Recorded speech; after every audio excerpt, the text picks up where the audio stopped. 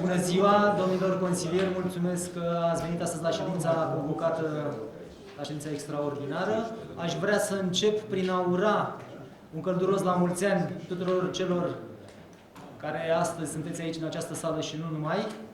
În al doilea rând, aș vrea să urez un călduros la mulți ani celor care poartă numele de Ion și avem aici astăzi mai mulți. Ion, Ioana, Oana, Ionela și avem câțiva sărbătoriți. Domnul Dinu Ionel, domnul Cioacă Ionuț, domnul Badea Ionuț, care astăzi nu e aici, doamna Oana Cristea, Nelu Dragomir și dacă așa, domnul Mănăilă, la mulți ani, domnul Mandu, la mulți ani. Și dacă mai e cineva pe care l-am uitat, îmi cer scuze. În picioare, să-i spunem. Îmi cer scuze, dar oricum, un călduros la mulți ani. Domnul secretar, dacă suntem statutari. Da. Bună ziua, la mulți ani, vă doresc și eu. Sunt prezent 16, ședința este constituită legal, putem începe. Mulțumesc. Așa cum ați văzut pe ordinea de zi, avem un singur punct. Proiect de hotărâre privind aprobarea excedentului secțiunii de funcționare și deficitului secțiunii de dezvoltare din excedentul bugetului local pe anul 2015, precum și utilizarea excedentului bugetar rezultat la încheierea exercițiului bugetar 2015. Discuții. Da, dacă îmi permiteți, domnul președinte, înainte de a prezenta motivul pentru care astăzi suntem prezenți într-o ședință extraordinară de îndată cu o săptămână înainte de ședința ordinară, dați-mi voie și eu să transmit tuturor cetățenilor municipiului Giurgiu un călduros la mulți ani cu sănătate și împliniri pe noul an. Să le transmit purtătorilor de nume sfânt Ion, Ioana, Ionela, la fel la mulți ani cu sănătate și să dea bunul Dumnezeu să avem un an liniștit. Ne dorim cu toții un an cu realizări și liniștit. De ce a fost nevoie, domnilor consilieri, să facem de îndată această ședință? Pentru faptul că motivul se datorează faptului că până pe data de 8 ianuarie trebuie aprobat în ședință de Consiliu excedentul bugetar aferent anului trecut. Noi am încercat să folosim toți banii care i-am avut în visterie la sfârșitul anului, să plătim tot ce aveam de plătit. Numai că încasările care au venit prin cont și care sunt aferente zilei de 31 decembrie, n-am avut cum să-i mai gestionăm și să putem să-i plătim. Anul trecut am avut 80.000 de lei, anul acesta în jur de 40 și ceva de mii de lei. Deci aceste 45.000 de lei, acest excedent bugetar, noi trebuie să-l transmitem către secțiunea de dezvoltare pentru plata investițiilor.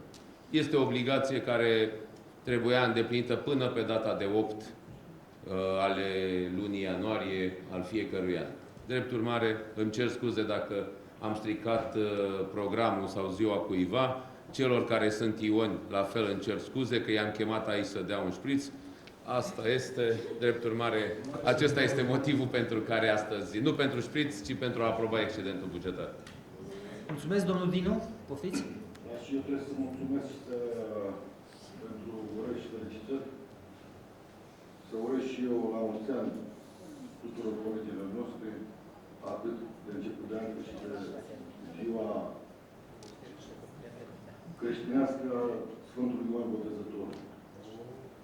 Trebuie să ne bucurăm și noi alături de dânsul când îi purtăm, unii dintre noi purtăm numele. Veneam dimineața către Giurgiu și am primit un telefon de la un distins prieten al meu, care este deputat în cadrul Parlamentului României. Și îmi spunea, m-am întrebat că ce fac astăzi la Giurgiu. Și mă duc că avem o ședință de Consiliu Local. Și pe acum, da. Zice, ce v-a apucat? Nu mi-a apucat nimic, avem un excedent bugetar. Și omul mi-a spus, bă, dar sunteți în chiar nebun. Este pentru prima dată în viața mea care aud de conceptul ăsta la nivel de primărie. Deci voi ați rămas cu banii în cont, aveți mai mulți bani decât ați cheltuit. O să mă duc la ședință și o să-l întreb și o să spun primar de unde sunt acești bani în plus. Să înțelegem că n-ați fost la ședința din anii precedenți. Da.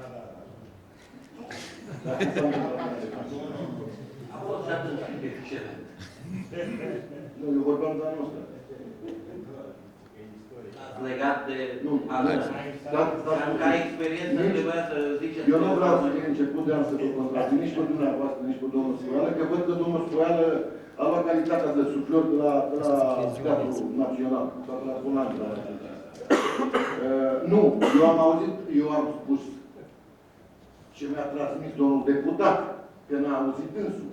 Eu am auzit, am auzit, da. Fiindcă s-a mai pus Domnul Dinu? Am mai pus ceva. Domnul Dinu? Da, este mulțumit? Domnul Dinu? Vă mulțumesc. Mulțumim. Da, domnul Velicu.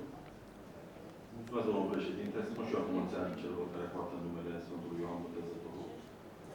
Iar revenind la ședință, am și o întrebare. Articolul 2 spune că se aprobă utilizarea excedentului bugetar rezultat la încheierea exercițiului 2015 în sumă de 45.000 de euro.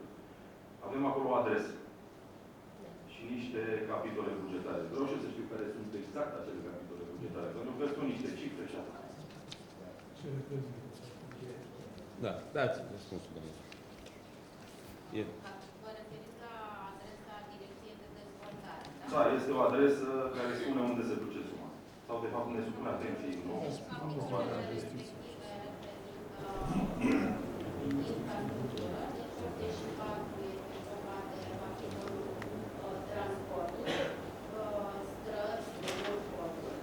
Capitolul 81 energie termică, deci tot ceea ce privește energia termică, punte termice principal.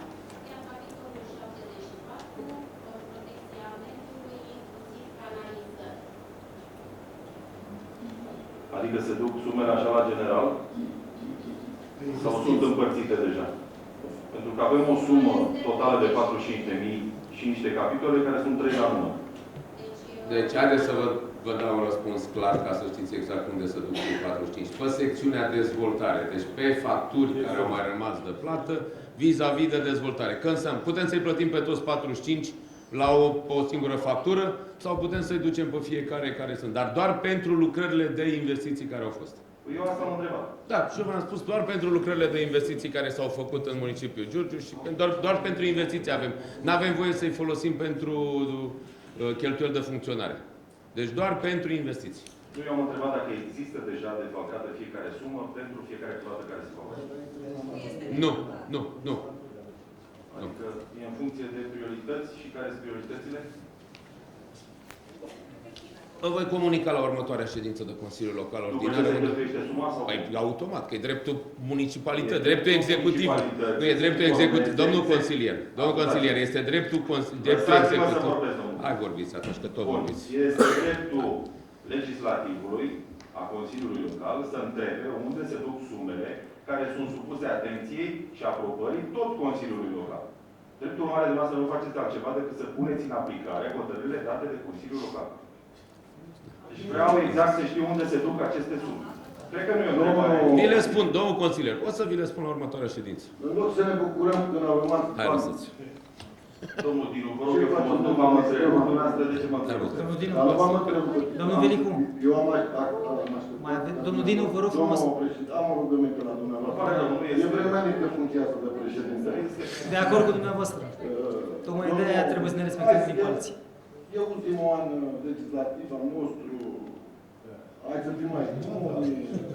Să încercăm să rezolvăm problemele pentru cetățenii din municipiul Giurgiu și să ne pregătim de campanie electorală. Și acolo electoratul va spune cuvântul. Mulțumesc. Da, nu sunt mulțumit de răspuns. Bun.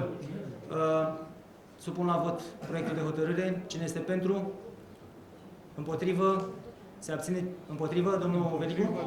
Se abține, domnul Velicu. Bun. Mulțumesc. Vă doresc o zi bună și petrecere plăcută celor sărbătoriți.